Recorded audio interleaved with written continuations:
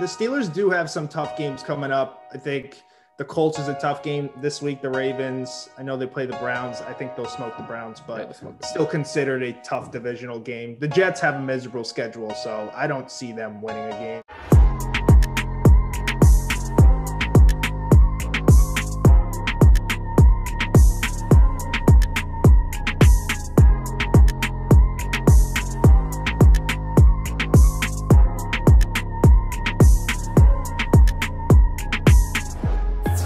Welcome back to another brand new episode, E on the Mic, episode 7. I'm your host, E, aka Ethan, and I brought on a special guest today. You might have known as Turn Up the Jets. He's turning up the Jets for this season as they go 0-10 and they miss the playoffs. Let me introduce you to Joe. How you doing, Joe? What up, Ethan? Appreciate you having me, man. Just surviving the day. That's all I can say at this point. Surviving the day as the Jets finally got eliminated officially today, with the same day as we join this recording right here. Yeah, I feel like it was meant to be at that point. 11 weeks in, you're already packing your bags. It seems like we packed our bags in by week 1. So it is what it is at this point. You guys almost upset the Chargers, even though you got Mike on the mic, got kind of sweating over there. Yeah, I was talking to him mid-game. I knew he was sweating. It felt like the Chargers wanted to give that game so bad. It was like, who wanted to lose more? But the Jets usually want to lose more at this point. At this point, honestly, I really thought Joe Flacco was going to pull off a miracle, honestly. Right. He's playing decent, man. I mean, he's not playing good, but I mean, at least he's throwing the ball downfield. At least they're scoring points. Before, they were averaging 13 points a game. So having 27 and 28 points back-to-back weeks, I don't know. 0-10 is 0-10 in the end of the day. Man. But let's talk about Turn Up the Jets. How did that first start out, Joe? How did that really start? Yeah, man. So I started almost 2 years ago, and I just started doing it in my dorm room. I was a senior in college, and one of my friends convinced me to, start up a page, and I did. And it was just simply me just talking in my dorm room. And then it kind of expanded to, making graphics, just teaching myself how to do that, and then getting the necessary equipment. And I actually just finished up school pursuing sport broadcasting. So this account kind of hopefully has paved the way of me trying to pursue a career in this. And yeah, it's pretty crazy that it is where it's at now, but it's definitely been great. And I never imagined that I'd be here right now after just starting just a little channel in my dorm room. So it's definitely been a very humbling experience, and it's been, super fun. Every single day I enjoy doing what I do. It's always the small little things. You never know how in 2 years how your podcast go to. This year is gonna be 1 year after me doing podcasting, Joe. Fun fact, it's gonna be a year. Nice. I used to have a co-host right here, which you probably familiarized with, Mike. It was me and Mike will be right here next to me, and we will legit record with this mic as I'm recording with right now. I'm no joke, and you would literally hear us dab each other up, no joke. And it started in my house, and I'm recording this right in my house. You just never know where you start off and where it ends up to. Yeah, for sure, man. And that's kind of the reality of everyone we kind of work with similar people too. So it's pretty cool to see where we started and to see where we're at now. So it's just all about putting that work in, man. And it's just, to me, it's fun. So that's why I love doing this. And I appreciate you having me come on too, because it's just it's fun for me to just sit in front of a camera and just talk with someone else and spit some facts about football or whatever it is. I know you're usually in the NFL aspect, so it's been pretty cool for sure. Yeah, man. Before I wasn't really comfortable with cameras in the beginning, because I had to really open up to myself once I started doing more of the camera, because I was always camera shy. Fun fact about me, because I was more into audio, because before you would hear my podcast is audio, but now I started getting more comfortable with the camera. Now it looks much better, than when I first started out. And that was with Morris. He's another Jet fan right there. So shout out to Morris there. Keep on grinding, Morris. And congratulations, your Jets 0-10. But he knows he's going to listen to that part right there. We deserve it. All the Jets fans deserve the hate, man. They really do. It is good because it's my rival, and you know how many. You have no idea how many Jets fans live down here, and then talk about your Dolphins suck all the time. You have no idea how many people have come up to me with that when the Dolphins suck those years. I'm like, Hey, now you're the one laughing. You guys are pretty good. Maybe last week was kind of a fluke. Yeah, I don't know. Maybe a fluke, maybe a little wake up call. I don't know, but you guys obviously look pretty good. So now you can tease everyone, and you're the man now. We're 0-10, and you guys are 6-4. So I tease a little bit, but I always try to keep it quiet because every time I start talking a lot more, goes right back down every time. That's happened to me every time with my Finns. Every time we're like, I remember a start we did, and it was back in 2014. We started 3-0, and then we lose to the Pats badly on a Thursday night game. That was horrendous. It just backfires on you. It's the same thing with the Jets. I was talking a lot too. 3-0. We got this. 3-0 goes right 3. Next thing you know, we're 3-6. Yeah, it definitely backfires you. Trust me, I've been there. I've done that. So let me say something. I know you're the NFL writer for the Ryan Show's website. I've seen your blogs there. Seen your Steelers. The Steelers possibly going 16-0. What's more likely to happen? The Steelers going undefeated, or your Jets going 0-16? Right now, I would say the Jets 0-16 is definitely more likely, just given the schedules. The Steelers do have some tough games coming up. I think the Colts is a tough game this week. The Ravens, I know they play the Browns. I think they'll smoke the Browns, but still considered a tough divisional game. The Jets have a miserable schedule, so I don't see them winning a game. I mean, I can't even point out one game that I believe that they can win. So I would definitely say 0-16 for the Jets. Yeah, I'll actually go with the Jets. I thought you were going to say Steelers because when I look at that blog, it's like, you might be leaning the Steelers. But I was like, nah, yeah, definitely it's going to be the Jets. 0-16, unless somehow my team somehow screws it up, which everyone keeps saying. The only chance the Jets have is against my team, the Finns. It's just those divisional games you never know, but I personally don't see it happening. The Dolphins have way too good of a defense, and they need to win this game. It's way more meaningful at this point. Jets are packed in. Your team right there. Yeah, for sure. I mean, it's a division game. They need to win. The Jets are already packed in. They're looking at Trevor Lawrence, so they really have nothing to play for. Tank for Trevor. Tank for Trevor. Tank for Trevor. Tank for getting Adam Gase the hell out of there, and that's kind of where they're at. Speaking of the Jets and Finns, we're going to talk about that matchup right now.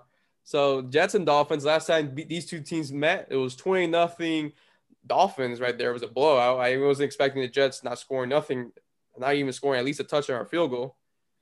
But that was the same game that Tua really came out on the field. They do those 2 snaps, which as you now know, Tua is a starting quarterback. So with Tua at the helm, what's the matchup going to be like, Joe, on your eyes? For my eyes, it would just be getting to him. Pressure him. Obviously, that's a big reason why they benched him last week. Took 6 sacks. I think look for him to use his legs more because you date back to the Arizona game. He was unbelievable with his legs. I mean, he won the game just to expand plays with his legs. And I think that's so crucial for a young quarterback. So that's a big thing for Tua, and for the Jets is just to pressure him. Surprisingly, they had a decent pass rush last week, and Justin Herbert still managed to throw over 350 yards. So that's just the name of the game there. But pressuring the quarterback is definitely key, especially when he's kind of going through some adversity after being benched. Man, that Herbert, I already knew Herbert was going to go somehow off against the Jets, but I didn't know 350 yards right there.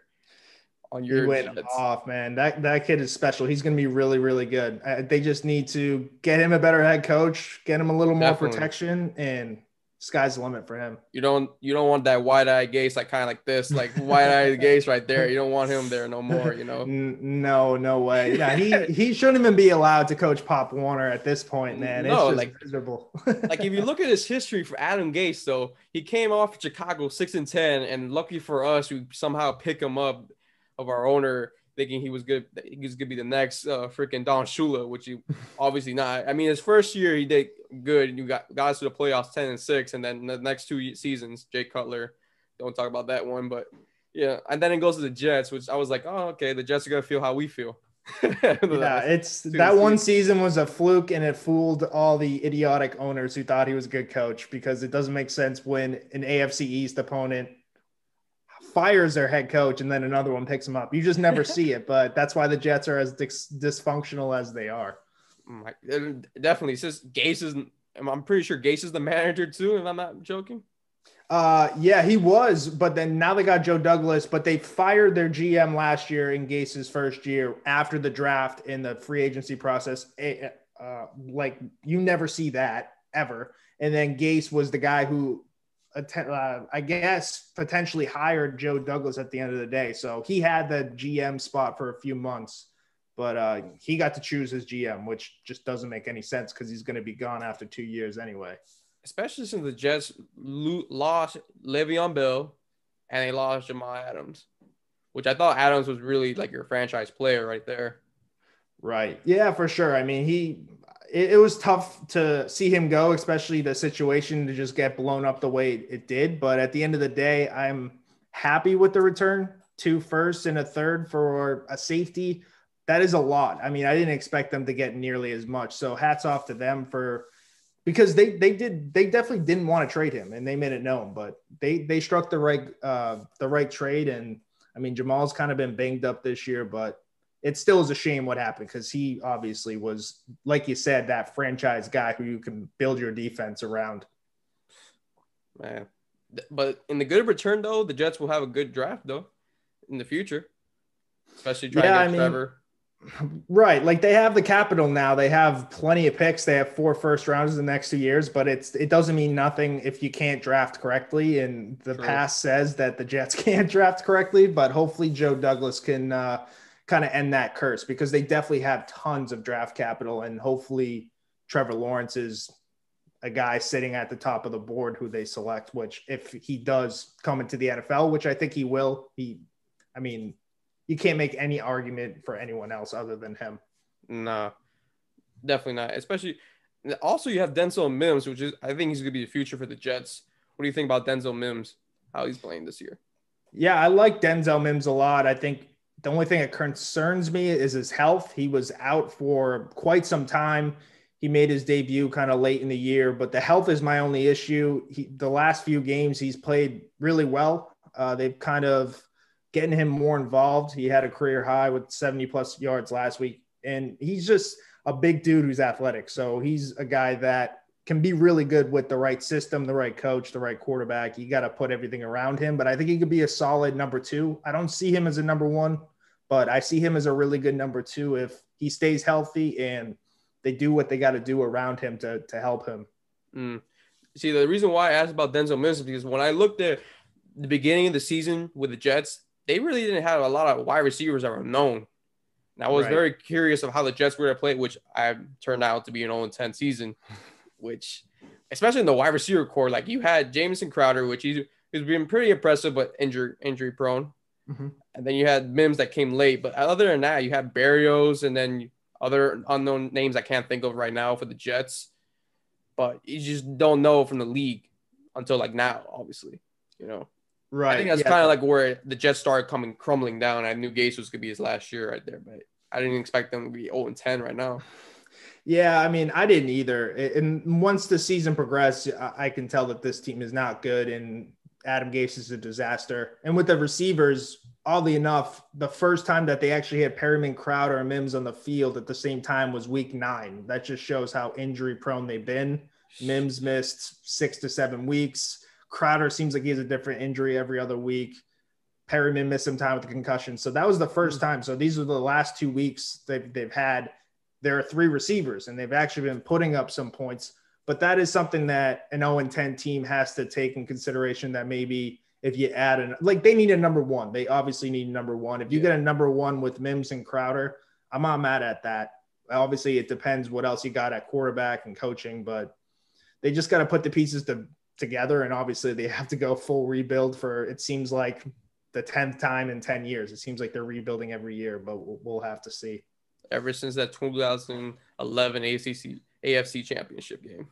Yep. I mean, I still have flashbacks. Back-to-back losses. They lost against the Colts in 2010, and then they lost against the Steelers in 2011. So ever since then, and 2015 was a fluke. They went 10-6, but missed the playoffs. Only the Jets would do that. So Fitzmagic. Yeah, legit. Yeah, Fitzmagic had to win the last week, and he obviously didn't. He was Fitztragic. So I was so happy for that one. But anyways, going right back to the matchup of the Jets and Dolphins, just go to my team, how I see it. Tua needs to get better. I think he wasn't very mobile. I think his foot was aggravated in that game. You can tell because he wasn't running how he did against Arizona, as you notice the difference between Denver. And Denver brought a lot of pressure to Tua, which made him very uncomfortable. And he had to throw away the passes really quickly. Like some of his throws look good, but some of them he hold the ball too long, which I noticed that with Tua, he holds the ball a lot, way too long than expected. So I think Tua needs a rebound against the Jets. I know this is gonna be his first time. That game that was a blowout. That was just 2 plays. That was not really like anything. I think this is gonna be a true story of how Tua is gonna play against the Jets. I think he can do good against the Jets. Now, do I see like him getting benched for Fitzmagic? I don't think so. Hopefully, I don't see that again. Because I was like, what? I was thinking it was injury because I was like, okay, this guy is injured because his foot, because they showed like a play where his foot was like caught by a defender. So I was like, okay, he got injured. And then Flores says, no, he was benched. I'm like, oh, okay. Yeah, right. Like that's good benching, though. If you really think about it, Fitzmagic was actually trying to get us some points near the end of the game, though. If it wasn't that defense that stopped Gordon for that punch out, man, that was clutch. That was definitely clutch. I actually got us some hope. I was actually still watching that game, even though I was about to turn off the TV. But I still watched it. It was Van Ginkel that popped it out, which that was like a miracle right there. Fitzmagic drove all the way down, and then he throws that interception. Went to Fitztragic. Right, like throwing a pick in the end zone. I feel like that's almost a backfire on Flores for benching Tua in the first place. Because I don't agree with it. Because going into that game, whether you like it or not, Tua was 3-0 as the quarterback, and he's going to make rookie mistakes. Like, and in the first place, like you put him over Fitzpatrick in the first place. If you wanted to give him a short leash, you should have just rolled with Fitzpatrick. So I think it's just going to cause like drama now, because now it's like every time Tua is not playing well, everyone's going to want Fitzpatrick now. Yeah, there's always a cycle here too. That's what I always know is when it's Fitzpatrick, it's like put in Tua, put in Fitzmagic. Now it's going right back. Yeah, but Tua's going to be the starting quarterback. It's not going to be like how it was Tampa where Jameis Winston and Fitzmagic is like, okay, Winston's in, Fitzmagic. It ain't going to be like that. I don't think it's going to be like that. I think it was just kind of try to catch up to Denver in that game and try to somehow pull up a victory with an ugly showing. Although we played good in the first beginning when we got the interception on Drew Lock and that touchdown with Parker. But after that, we never looked the same after that. We just our defense on offense looked terrible. Definitely the running game, Melvin Gordon and Lindsey having a day, and Drew Lock all of a sudden looking like a star quarterback we haven't seen since last year. So just a lot of downs for Miami, but some ups. But for this game, I got Miami here, but I got them by 2 touchdowns. Yeah, I agree. I have them by double digits too. I just don't think that Miami loses back-to-back, kind of going back to what I said before, is this game's way more meaningful to them.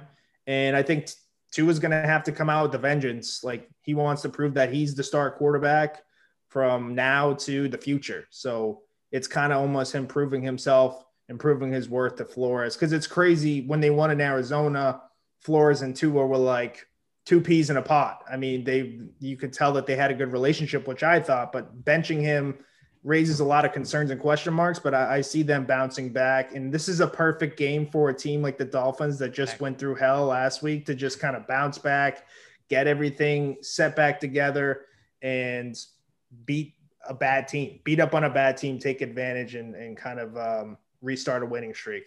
It's okay, though. At least we have something in common, though. We lost to Denver. It's okay. We can both relate now. Yeah, at least Drew Lock was playing, though. They lost against the friggin' what is it? The third string quarterback? Yeah, the third stringer. So that was good.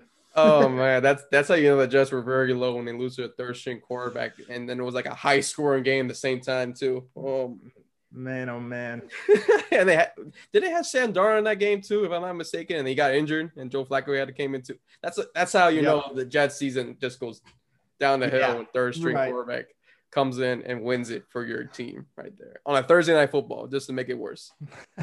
I know. As soon as he got hurt, that's kind of where the shoulder injury started, and that's why he's been out for so long. He came back 1 week and then 2 weeks actually, and then he re-injured it again. So that's where it all began in that Thursday night game. Well, vice selection. So Joe, since you're new here, what's vice selection? This is, by the way, this is Thanksgiving edition. So vice selections is where I pick a selection of games, you see who wins, and let's see who we got. So let's go with the first matchup right here. Detroit and Houston. Both teams and losing records. They're just trying to fight for that spot for the first round, honestly. So who you got here for this Thanksgiving week? I'm going to take the Texans just because they have momentum. I love Deshaun Watson, and Detroit looked awful last week being shut out against PJ Walker and the Carolina Panthers. And it seems like the Lions, even though they're like always that 12 o'clock Thanksgiving Day game, they never win. So I'm going to give it to the Texans, just given the talent with Deshaun Watson, and maybe they start winning a few games. Who knows? Yeah, I got to agree with you here. Deshaun Watson, definitely going to be a nice one with Will Fuller. I think Will Fuller is going to have a day against Detroit. And don't be surprised you hear either Watson or Fuller as the MVP for that game. You know how they do a little MVPs in those Thanksgiving. Yeah, I sure. think either Fuller or Watson's going to get it, definitely for certain, which it's going to suck for me because we have their pick. So it kind of sucks.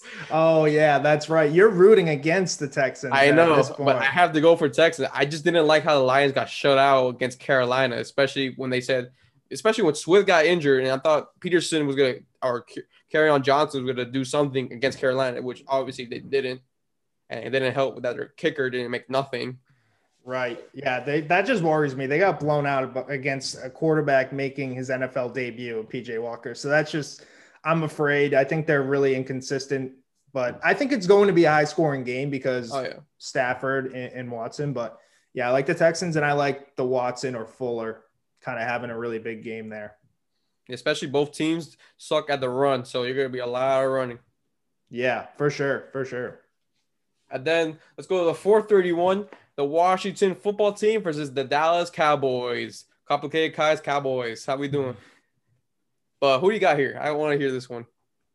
Yeah, I'm going with the Cowboys because I think the Cowboys are going to start putting a string of games and string of wins together. And I actually think they're going to win the NFC East just because if Dalton can stay healthy, I don't trust what's going on in Philadelphia. I think it's a disaster with the Wentz and Peterson situation. I don't believe in Daniel Jones. And I think as long as Andy Dalton doesn't turn over the ball, that offense is good. I mean, you don't have to start Ben DiNucci anymore and whoever else they rolled out over there in Dallas. So if Zeke can do what he did last week with 100 yards and just stick to the running game and not turning over the ball, I like Dallas. I think they beat Washington this week, but I think it's going to be a decent game. But we'll see. Yeah, I remember when Dallas started Gilbert. I thought Gilbert was going to be a nice one for them. Yeah, right. He had that one fluke week against the Steelers, and it was like, wow, maybe this guy is decent. And that's the thing. Like, they played decent, and then they had the bye, and then they got Dalton back, and then they won a game that, I mean, I didn't expect them to beat Minnesota because they played, especially with Cook. Yeah, right. Cook's been a beast. Minnesota's won. I think they won 3 to 4 games in a row, and I was shocked. So I like Dallas.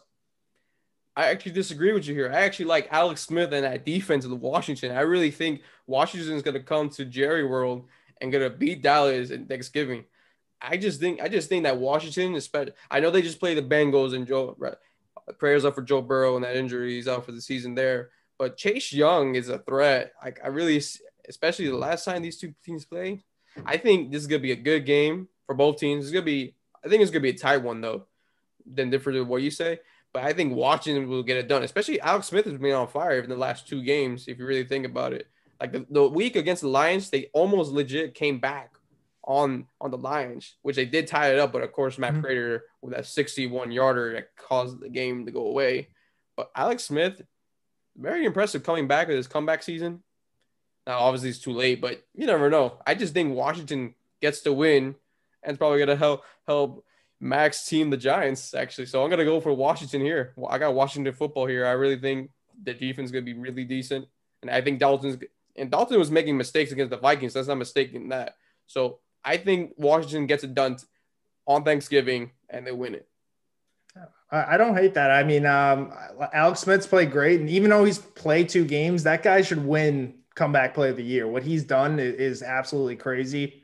And he had like 391 yards against Detroit, which is insane. And kind of going back what I said, Dalton not turn over the ball, they'll play well. That's way easier said than done because we all know that Dalton likes to turn over the ball. But yeah, I mean, this whole division, it's crazy because whoever wins this game is going to be in first heading into Sunday with a 4-7 record. Like Dallas right now is expected to have the 4th overall pick in the draft, and they're playing for first place. Like that is just absolutely the joke of the NFC least is really? How I say it. Oh my goodness. Like I would have been like, even in my team, like I'm speaking from an 0-10 experience, but if I'm 3-7, like I'm not excited to be in first place. Come on, man. Like it's crucial because you're like hoping for a playoff, but then again, your season could be over any second. Yeah, right. You go to first and last. It's insane.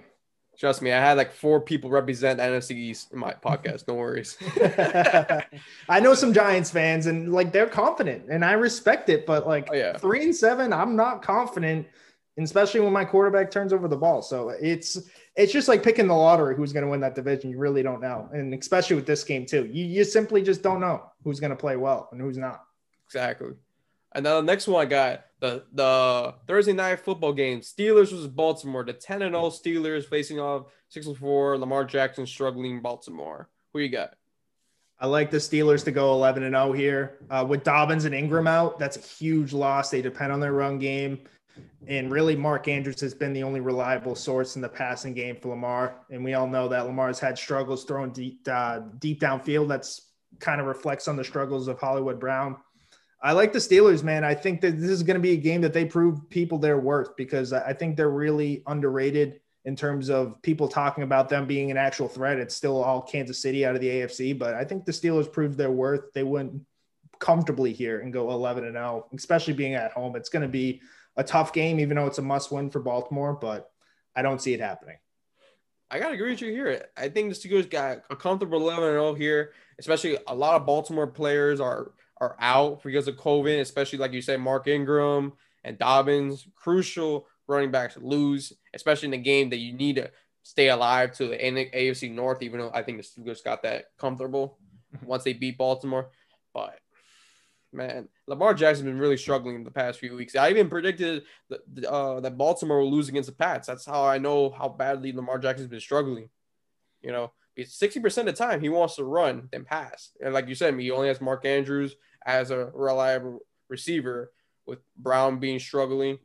And it's tough. It's tough for Baltimore since they were just 14-2 last season, if you remember, and they're just struggling because I think they figure out Lamar Jackson more now this season. But Steelers stay at 11-0. They don't lose this game, which breaks my heart. But Steelers got this one. You know why? Yeah.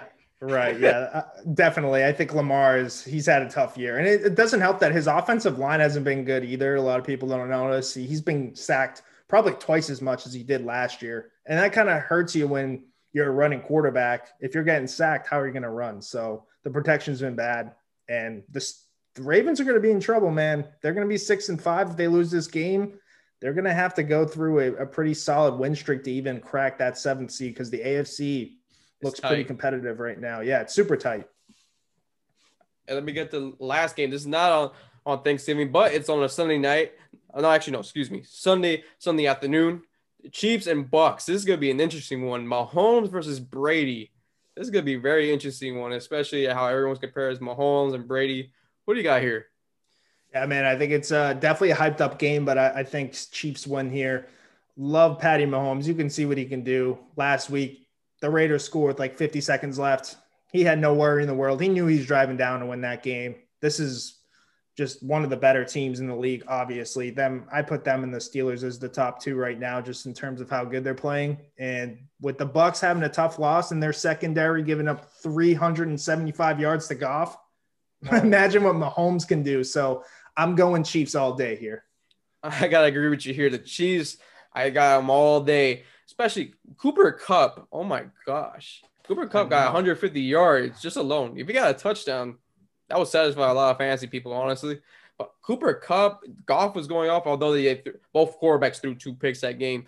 But Mahomes is gonna have a nice one here. I think Chiefs are very comfortable, especially the Bucks. I think Tom Brady is kind of getting a little uncertain on his team. You know, you kind of notice like he doesn't know who to throw it to. He kind of get uncertain on his passes. You know, if you notice from him last year to this year, because he's looking for a Sony Michel, not there. A Julian Edelman, of course, not there. Gronkowski when he was younger, of course, not there. Yeah, it's definitely concerning, especially like you normally don't see Brady throw a lot of interceptions. He threw 3 2 weeks ago against the Saints. He threw 2 more yesterday. So that's definitely a concern. I mean, I know they haven't lost back-to-back games and Brady usually doesn't, but I just don't see them matching up with the Chiefs. They're just a different animal.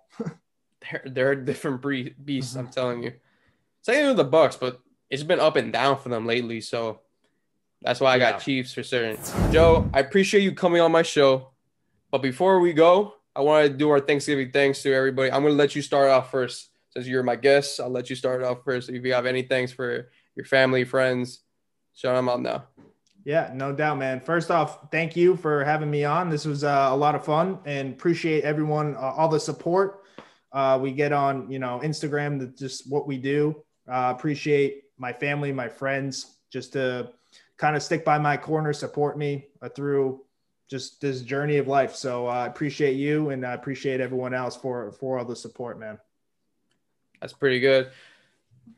Thank you, everybody, for the Thanksgiving. My bad, I'm kind of caught up there, but for Thanksgiving, I want to appreciate my friends, my family that have really been supportive for this first year and actually celebrating first year through Thanksgiving. So when I actually really started my Instagram account, so it was actually my Instagram's like 1 year old. Same thing with my TikTok too at the same time. But I really appreciate the progress that I've done. I really appreciate everybody's support. You have no idea how long. I didn't think I would be this far deep into the podcast. When I first started off, I thought it was going to be something maybe a couple of months, but I've taken this, drove it down to almost literally a year now. A year, so it's very impactful. I met a lot of great people on the Instagram app, and I've even met Joe here, which I appreciate everybody here.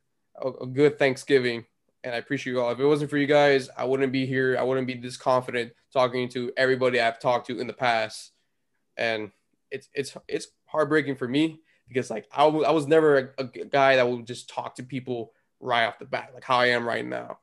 It's very shocking to me because I was never like this. You can even ask my friends that know me for a long time.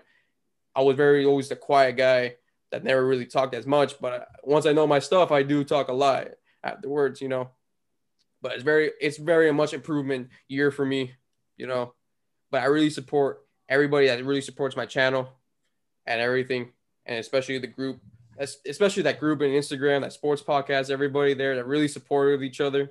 They always want to see you improve and everything, man. And I just want to say thank you, everybody. Happy Thanksgiving, everybody. And we'll see you on episode 8. Just to conclude that. See you then, guys.